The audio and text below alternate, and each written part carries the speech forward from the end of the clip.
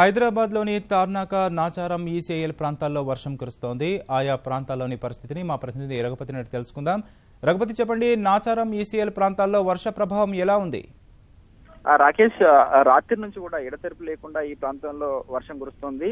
అత్యధికంగా మౌలాలి ప్రాంతంలో 22.5 సెంటీమీటర్ల వర్షపాతం నమోదైంది. ఉదయం 7 గంటల వరకు. ఉదయం 7 గంటల తర్వాత కూడా ఎడతెరిపి లేకుండా వర్షం కురుస్తూనే ఉంది.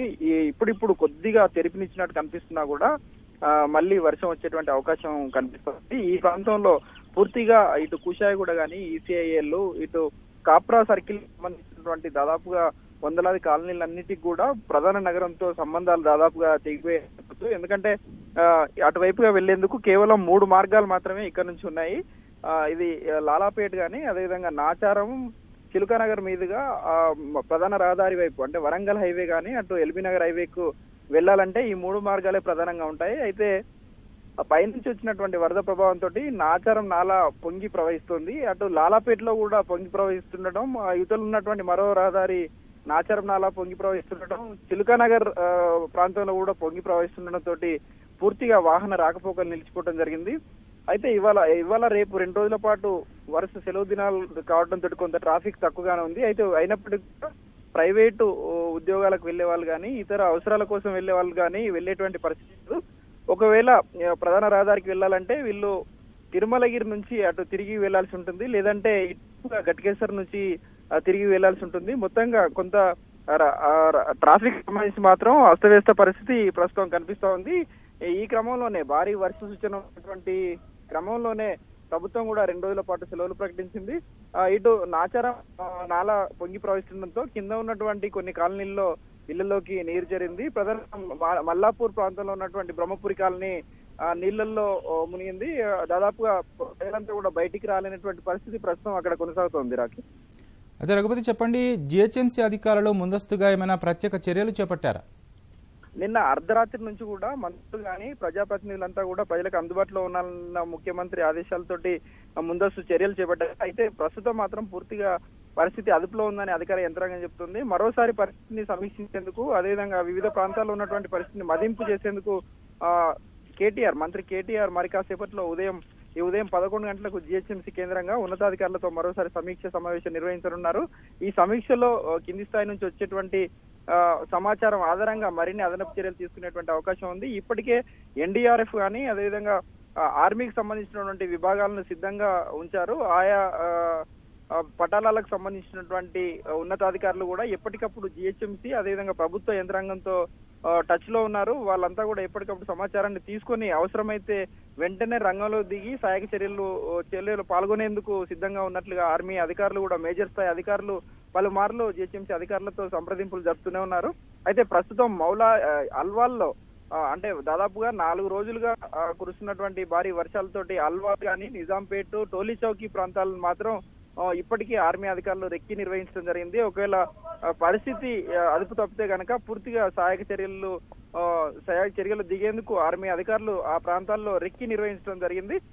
అయితే ప్రస్తుతం మాత్రం పూర్తిగా అదుపులో ఉంది. ఎవరు భయాందోళనకు చెందాల్సిన అవసరం లేదని ప్రభుత్వ యంత్రాంగం చెప్తుంది. అయితే వారం రోజులుగా కురుస్తున్నటువంటి వర్షాలతోటి కొన్ని ప్రాంతాల్లో మాత్రం కనీస అవసరాలు కూడా తీసుకోలేనటువంటి పరిస్థితిలో ప్రజలు ఉన్నారనేది మాత్రం వాస్తవం.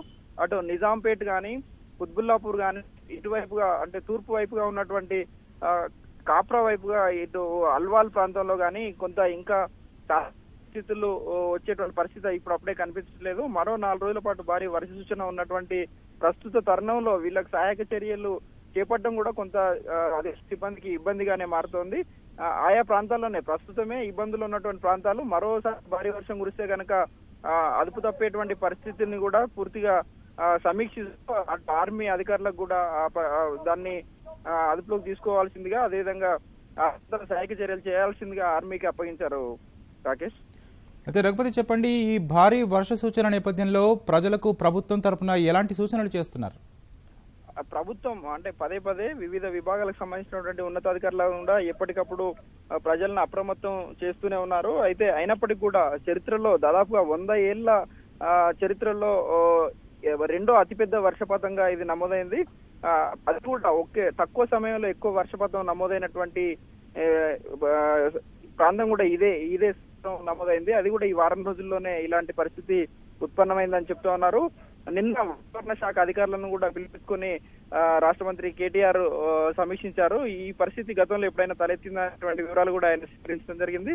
అయితే ప్రస్తుతం ఉన్నటువంటి ఇలాంటి వర్షాన్ని విపత్తులను ఎదుర్కొనేందుకు ప్రభుత్వ యంత్రాంగంతో పాటు రాజకీయ పార్టీలు, ప్రజాప్రతినిధులు, కార్పొరేటర్లంతా కూడా ప్రజలకు అందుబాటులో ఉండాలని వాళ్ళకి చెప్పడం జరిగింది. దీంతో ప్రస్తుతం మాత్రం పూర్తిగా అన్ని ప్రాంతాలు కూడా అదుపులో ఉన్నప్పటికీ కూడా మరింత వర్షం పడితేనే కొంత ఇబ్బందికర పరిస్థితులు తలెత్తేటువంటి అవకాశం ఉందని అంచనా వేస్తూ ఆ మేరకు చర్యలు తీసుకుంటున్నారు. ప్రస్తుతం మాత్రం జిహెచ్ఎంసీ సిబ్బంది కానీ అటు జలమండలి వివిధ ప్రభుత్వ విభాగాలు కూడా అర్ధరాత్రి కూడా 2 గంటల తర్వాత కూడా మంత్రులు ప్రధానంగా డిప్యూటీ సీఎం కానీ, అటు రాష్ట్ర మంత్రి కేటీఆర్ కానీ, ఇటు హోంమంత్రి నాయన నరసింహారెడ్డి, పద్మ, తలసాని శ్రీనివాస్ యాదవ్ వీళ్ళంతా కూడా అర్ధరాత్రి కూడా 3 గంటల వరకు 4 గంటల వరకు కూడా పర్యటించారు. మళ్ళీ ఉదయాన్నే లేచి ఆయా ప్రాంతాల్లో ముంపు ప్రాంతాల్లో కూడా వాళ్ళు ప్రస్తుతం పర్యటిస్తా ఉన్నారు. పద్మారావు అరసల్ ప్రాంతంలో ఉదయం పాదయాత్ర చేసి కూడా అక్కడ ఉన్నటువంటి పరిస్థితులు తెలుసుకున్నారు. ఇదే పరిస్థితిని అప్రమత్తం చేస్తూ ప్రజలు అధికారులు ఇచ్చేటువంటి సూచనలు, సలహాలకు సహకరించి చెప్పినట్టుగా నడుచుకోవాలని, ఈ పరిస్థితిని అధిగమించేందుకు ప్రజలంతా సహకరించాలని ప్రభుత్వ యంత్రాంగం విజ్ఞప్తి చేస్తుంది. రాకేష్, హైదరాబాద్ ఫిలింనగర్ రోడ్ నంబర్ 3లో భారీ చెట్టు నేలకొరిగింది. చెట్టు నేలకూలడంతో రాకపోకలకు అంతరాయం ఏర్పడింది.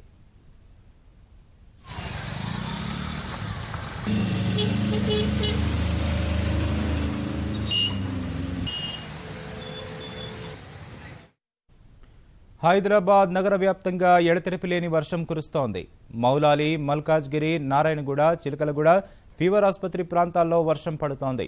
తిరుమలగిరి, మోండా మార్కెట్, షాపూర్ నగర్, మల్లాపూర్, ఉప్పల్లో వర్షం కురుస్తోంది. కాప్రా, బాలనగర్, వెస్ట్ మారేడుపల్లి, మీరాలం, శ్రీనగర్ కాలనీ, మాదాపూర్, బొల్లారం, మామిడిపల్లి, ఎల్బీనగర్, కుత్బుల్లాపూర్లో వర్షం కురుస్తోంది. రాత్రి నుంచి ఉదయం 7 గంటల వరకు అత్యధికంగా మౌలాలిలో 22.5 సెంటీమీటర్ల వర్షం పడింది. ఉప్పల్ పురపాలక శాఖ పరిధిలోని రామంతాపూర్, చిలుకానగర్, ఉప్పల్లో పలు కాలనీలకు భారీగా వరద నీరు వచ్చి చేరుతోంది. ఉప్పల్లోని bank colony, Annapurna colony, Kalyanpuri కాలనీలో 3 రోజులుగా జనం తీవ్ర ఇబ్బందులు ఎదుర్కొంటున్నారు. స్వరూప్ నగర్ కాలనీ జలమయమైంది.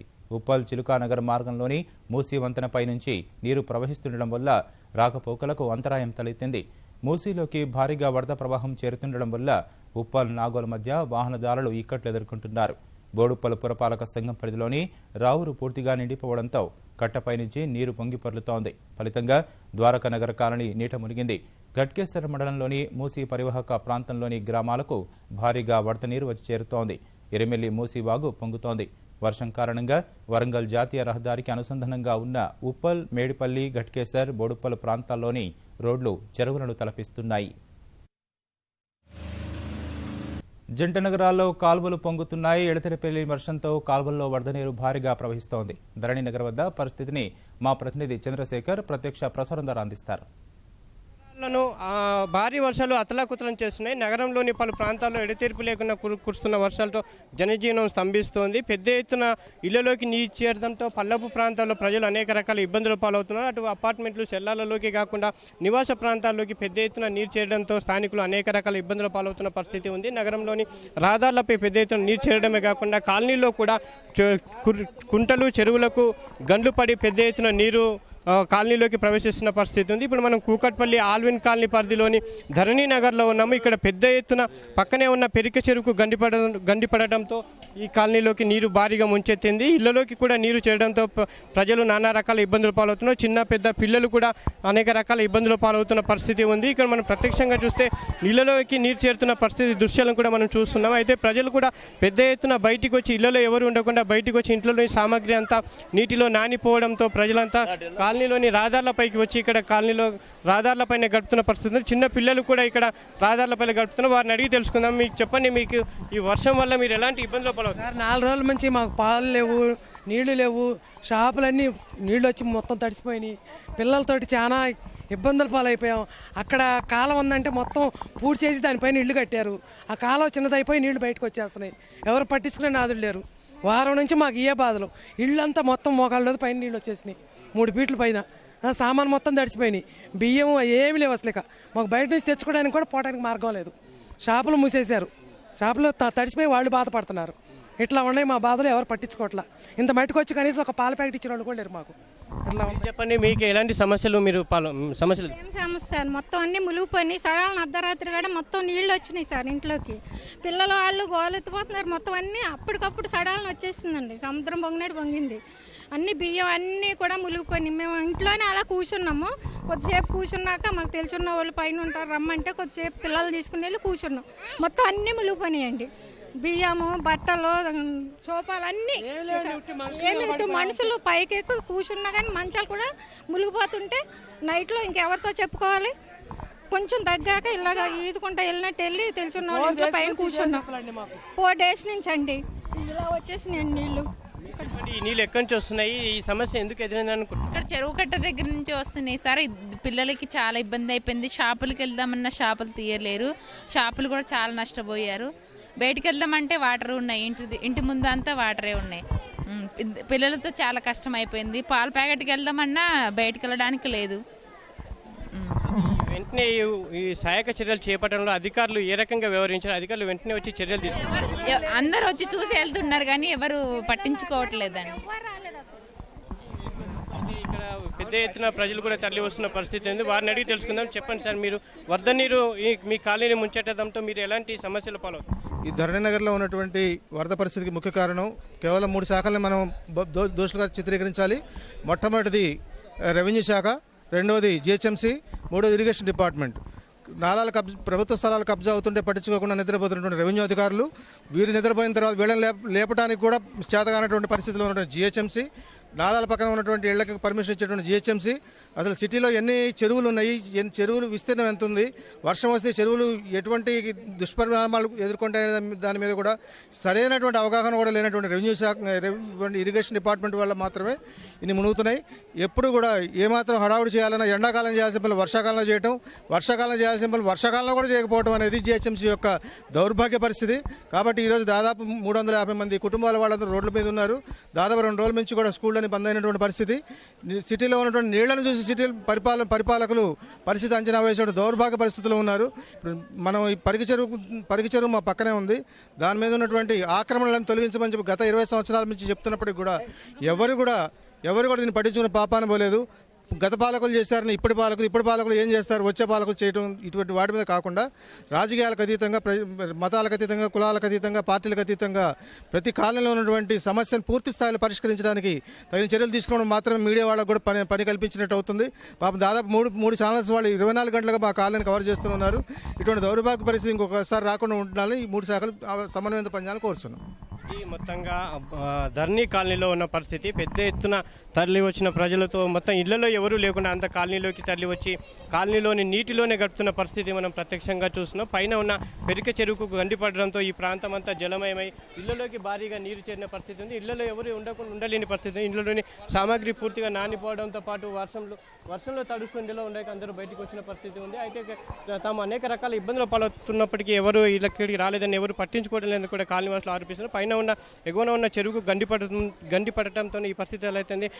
గండి పడకుండా అక్కడ నాలాలను ఆక్రమించిన వారిని చర్యలు తీసుకుని నాలాల ఆక్రమణకు గురి కాకుండా చర్యలు తీసుకుంటే ఈ పరిస్థితి వచ్చేది కాదని ఇక్కడ స్థానికుల అభిప్రాయం. అంతేకాకుండా అటు నిజాంపేట పరిధిలో ఉన్న బండారి లేఅవుట్లో కూడా భారీ ఎత్తున నిలిచిపోవడంతో అక్కడి ప్రజలు కూడా అనేక రకాల ఇబ్బందులు పాలవుతున్న పరిస్థితి. అయితే ఈ పరిస్థితి నుంచి వెంటనే తమను కాపాడాలని స్థానికులు కోరుతున్న పరిస్థితి ఇది ఇక్కడ ఉంది. కెమెరామెన్ నరేందర్తో చంద్రశేఖర్, ఈటీవీ న్యూస్, హైదరాబాద్.